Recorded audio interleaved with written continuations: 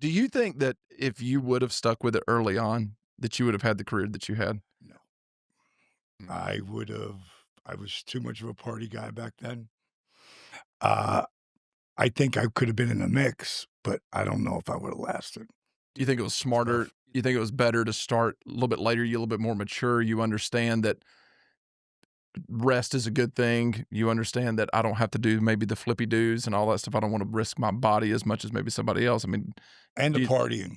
the partying was the big one. I could have slipped into that boy, and Yeah, it's a really slippery slope, the partying. Like, you could get in and then, I mean, it's just that is your goal is to, okay, the wrestling, okay, I gotta go do that, but it's the party right, I wanna right. do. Wrestling becomes a job at Well, that that's the point, Yeah, man and it's that's the just man though, too. yeah, "Come on, mother, let's drink. yeah, You gonna outdrink me? yeah. Oh, okay, let's go." That was the culture. Yeah, that was the culture, and it Yeah, not only was his drink, "Oh, I right. can outdo this, I can do," and it just turns into, you get this huge monkey on your back, and it's hard for a lot of guys to actually have a good view of that, Right. yeah, Yeah. because everyone else around you is doing it, and And it's and your heroes are. yeah. And no, and Flair, well, he will test you to the 10th degree because, Mhm. to me, he was like Frank Sinatra. yeah. Frank Sinatra could drink, and occasionally some of those drinks did this, Yep. Yep, yep, yep. but, he like that was the party master, man, and getting to be around that, and I just think if I would have you don't know what you don't know, right? And not just knowing who I was at that time, I wouldn't have been as smart. I'm an old soul, but I'm a late bloomer, if Mhm. that makes sense. Everything I've ever done, it's taken me a while to get it. Once I get it, I got it. But I don't. I think 35 was the best thing that ever happened to me. But you look at things, I mean, you look at a lot of our guys now that are coming into their own, they're all in that 35, Yep. Yep. so it takes, regardless, it takes a while for people to really figure this thing out. Maybe for you, and a good thing for you is like you didn't quite have all the wear and tear, Right. but you had the maturity, Sure. And it and helped. and it does help because then you have your priorities and like, dude, the clock is ticking. I got to do this if I'm going to do it, Right. and everything becomes that much more important. And like the partying at a certain point, it just becomes for me, from drinking every night and hanging out with the boys and doing all of that, just one day. Right. I mean, it wasn't a thing, it was just one day I just stopped. Like I was like, I don't need that. Right. Now I start focusing. I need to take better care of myself because I love this job. I love being part of this, and I want to do this for a very long time. And I've probably taken a lot of years off of my career by not taking care of myself. Sure. Yeah. So You talk about you talk about getting the bus later in your career, where now the guys have all of them, almost all the top performers have Right. Prevost buses that they're, resting in, and game they're changers right there. yeah, and they're taking care of their body. You've talked about it before. I mean, you seem like you were one of the first people in the locker room that were doing things like a NFL player would do when it came to taking care of their body. When I put ice when I put ice on my body, and I put them on both my knees. What has got you this laughing this hard? I know where he's going. It was no. Go ahead. No, go ahead. Yeah, I mean, people were like, "What the are you doing?" Steve Austin, God bless him, I was one of the guys he would drive with when I started working, right? Okay. So Steve wanted to drive alone. Hot damn, Paige. I fucking I can remember one time we're going to a check, and I've gotten one car, and here comes this car, and I'm in the fast lane. He's speeding by me, and all he's doing is He's this. got the middle finger up. But Steve, we'd get to the shut towns early, Mm. and he'd get in the ring with me. Yeah. But later on, we got that case of beer chilling out there, or no case of beer, and that's where he'd take my ace bandages were wrapped around my ice bags, Mhm. and he put the beer in Beer in between in the friggin' ace Improvise. bandage. I Yeah, gotta improvise here. improvise, man. Oh, God was so many of our co-pilots. no doubt. Absolutely. No doubt. But that's what, you just have to really you have to understand the culture back there. Going back to wrapping yourself in ice and Yep. everything else. Like now it's a no-brainer. Everybody understands. Yeah. You were way ahead of everybody on that. And when they asked me, I was like, "Hey, I'm 35 years old." And you know what the big thing was? Everyone would tell me right in the beginning, "You're too old. You're too old to start. You by the time you figure it out, you'll be too late." But they didn't know the things I was gonna do to try to hold back that hands of Mhm. time and become really, like, disciplined at doing the ice, and not until the trainers came in. 5 years, it's just me. And then a trainer comes in, then you see guys wrap with plastic, ice their shoulder, ice their knee, I ice don't their even back. Yeah, I don't even know at what year it was we even got trainers. Like, back I know for the longest period, it's like if a guy had a roll of tape, like, Right, I mean, he was the trainer. Yeah. right. "Hey, can I get some of that tape?" "Yeah, Right. but, I got 3 more I got 3 more shows, don't use it all up," right? I mean, that's just how it was. There was Right. no trainers, there were no doctors, so all of that the only thing we had ice was for beer. Right, right, I mean, right. that was it, You break your hand, stick it in the cooler. Oh, so, god. when somebody come back from the ring and they're all wrapped up in ice, it's just like the wrath of the boys is just like, Oh, it was brutal. "Oh, It was good brutal. what But what the hell?" but if you go to the NBA and there's this kid who's playing for, Duke right now, I don't know if you've seen him, Cooper Flag. Mhm. This I watched him since I saw him when he was like a freshman or sophomore, and I was like, "Oh my god!" So I just started being on top of Right. his game, knowing what to do. 'Cause he got there, he's 17. He just turned 18. They say he's gonna be number 1 pick. Now, whether he is or he isn't, they're gonna try to get him in top 5 no matter what. He gonna get paid. Oh, he's gonna get paid Yeah. big time. But my point is that a kid walking into the NBA at 18, 19, 20 years old, you are not allowed to leave the building unless you ice your knees. Now, the old man who's 26, he knows ice my knees Mhm. because of the jumping, and you're a ball Yep. player, you're a baller, jumping and twisting and jumping and twisting and jumping and twisting. Wear and tear on your knees is dramatic. Yeah. It's not kind.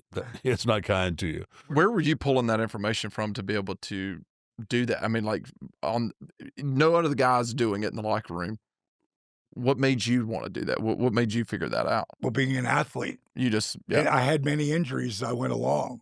I mean, I was injured before I started, because yeah. my knee, I walked out in front of a car when I was 12. It hit my right knee. My face bounced off the hood. It blew me out of my boots, and I flew 42 feet from the point of impact. So this knee, which is now the strong knee, this one with no meniscus anymore, partial ACL, you know, these are all reasons why I knew ice my knee way back then. So now we're going to ice both and my back. So that's leaving the power plant because when I made that decision to wrestle, it went 6 weeks in and I was wrestling on the road.